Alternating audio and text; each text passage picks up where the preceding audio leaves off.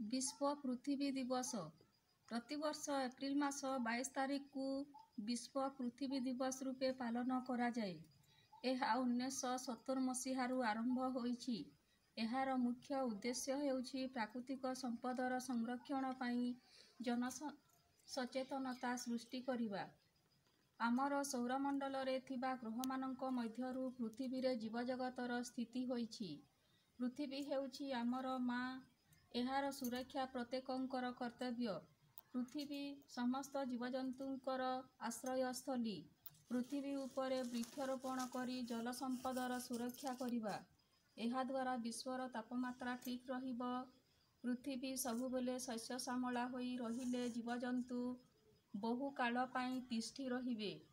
एही दिवस को सारा विश्वरे पालन करा जाई। विभिन्न अनुष्ठान मानंकरे बहु प्रकारर कार्यक्रम मान करा जाई थाई। धन्यवाद।